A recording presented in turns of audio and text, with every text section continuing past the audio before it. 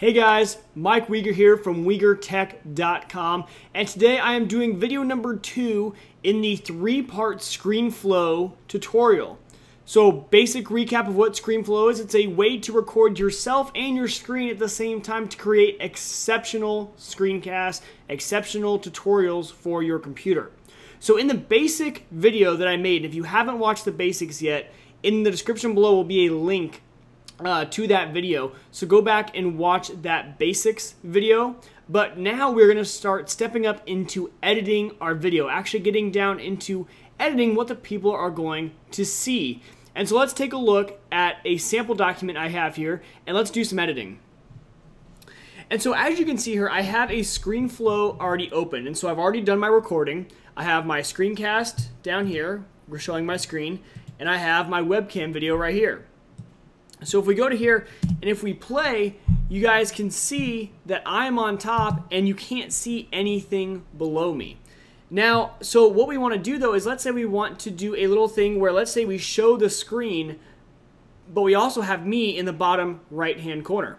I'm going to show you guys how to do that. So how you edit in ScreenFlow is all through video. It's called, what they're called are video actions. And so what you're going to do is, at any point in the film when you want to make a certain video smaller, bigger, shrink it, make it disappear, you need to add in a video action. So let's see here. Let's just say at this point right here, I want to make me small and in the right hand corner so you can see my screen. So you can tell that my screen is below, so anything that is below this is going to show once I shrink this image right here. So over here is the video editor. Now, obviously, if we wanted to change the entire layer, we can scale it down. So we can go scale and down, and see, as I start to scale, you start to see what's behind it. But what's happening is this is changing the entire layer. So if I scroll back here, it's the same exact thing. But what we want to do is we want to change it at a certain point. So let's go ahead and get this back up to full screen here. Okay, so at this point, we are going to add in a video action. Right here's where we want to do it. So we want to click on the layer that we want to edit. So we click right here, so it's highlighted in yellow. And we're going to click Add Video Action. Now, as you can see, it added a little video action. I am really zoomed in, and so if we zoom out a little bit, it's actually going to be smaller. But there is our video action. And so now at this point, after you hit video action, you can edit the same way we just did up here, but it'll only change from this point forward. So let's say I want to scale down. That looks good. And you can actually click over here and move your video to this corner. So it's still a little big. Let's click it.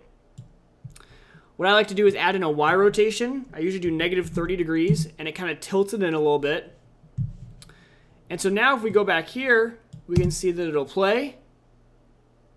And then it'll shrink me down in the bottom right-hand corner, which is exactly what we wanted. That's good. So now let's say that we're getting back later into the show and we want to do it again, and we want to edit it and make it back to full screen.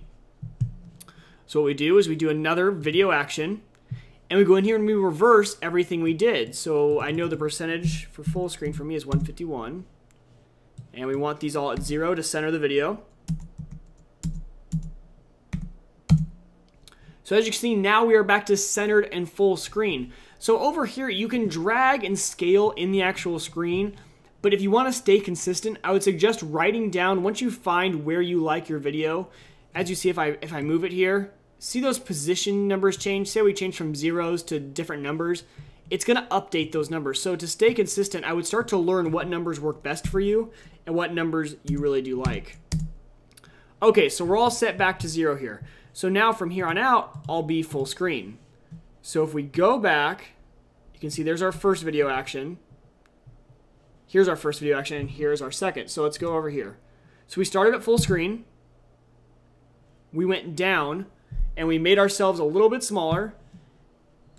And then later in the video, when we hit that second video action, it pulls us right back into full screen mode. And if you notice that on those video action, it's going to do it gradually by default. So we saw that it gradually grew, and that's good. That's a good thing. It makes it a lot easier on us video editors when it does that automatically.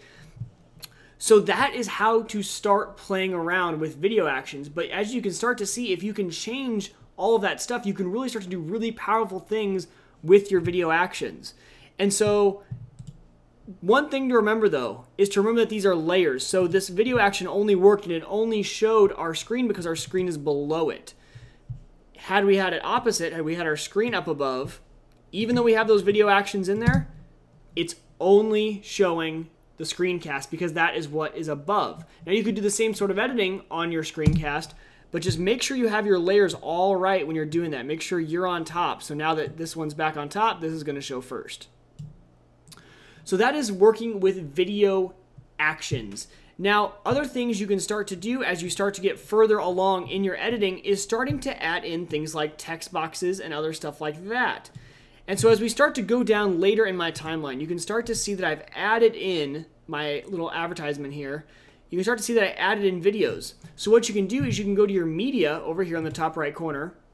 In your media library, you can drag all of these sort of things into your timeline. So what you do is actually this bottom, if you scroll down, you will have a bare, empty layer below this, and you start to drag them there, and then you can rearrange it.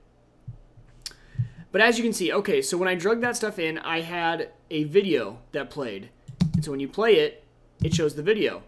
But remember, that's because of layers. If we have this layer way down here at the bottom, and we play, it shows the text box because the text is above me, but everything else is actually in the bottom layer that you can't see. It's covered up. So again, that is the importance of layers. But if I put that right there, bring it back up, then we're back to having our video. So that is all drag and drop, and that is editing, and that is the video action button. So the next thing you guys can do is you can start to do an audio action. So when we scroll back here, it only edits clips that have audio in them. So obviously this top one is my only audio. But if for some reason, let's say we want to turn the volume all the way down for a certain part. So let's say right here we want to turn the volume all the way down. We would do audio action. And remember, anytime before this, we had our volume all the way up. So then we turn our volume. So now that we're after the video action, we turn it all the way down.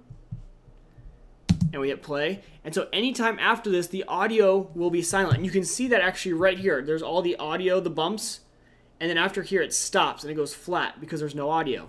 So if we stop and we hit another audio action and we bring it back up, now you can see it. So there's a gap in there because what we did was the first video action took away the audio. The second audio action brought back the audio. And so that is basic editing for ScreenFlow. So ScreenFlow works with video actions and audio actions. Anything before will be how the main layer is set. Anything after will be the changes that you made. It's a very, very cool way of editing. It's actually a way of editing that you don't see in a lot of other video editors, and it's actually very simple, very easy to pick up. So again, remember your layers. Remember what layer you're on, and remember to use video actions and audio actions. And you can always go back in and click on those video and audio actions, the little tiny box, and you can delete them to get rid of it, and it'll go back to the way you had it. But there's one more thing I want to talk to you guys about. If you guys shave at all, men or women, you guys need to check out dollarshaveclub.com/WeagerTech. What is Dollar Shave Club? dollarshaveclub.com offers all of your shaving supplies at a fraction of the price, and they ship them right to your door. So each month you will get a fancy little box like this, and it'll have all your shaving equipment in it. What do I use? I use what's called the 4X blade, and this is it right here. It comes with a solid metal handle. This is not cheap products here. These are high quality razors. So it has 4 blades on it, and this cost me $6 a month, as compared to like $20 to $25 that you will spend at the store on these premium quality razor blades. And these blades are better than those name brands, I guarantee it. I've been using these guys for about 2 years now, and I haven't gone back, simply because they're a fraction of the price, and they ship them right to your door. But beyond the razors, they offer all the shaving needs. So check out Dr. Carver's Shave Butter. It is shaving cream to use while you're shaving. It's safe on sensitive skin. It doesn't leave those annoying razor bumps or anything like that. Fantastic. And then also use the Dr. Carver's post-shave lotion. It keeps your face moisturized for the next 24 hours. I actually look forward to shaving the next day just so I can use the lotion. And if you guys want to go one step further, their one-wipe Charlies are for when you're in the restroom, and they keep you fresh and clean. All of their products, amazing. They are a fraction of the price and delivered right to your door. Why would you not try them out? Give them a shot. Go to dollarshaveclub.com/WeagerTech. You guys will love them. I know you will. Like I said, I've been with them for about 2 years now, and I am not going back to going to the store and overpaying for razors. They're simply fantastic, and give them a shot.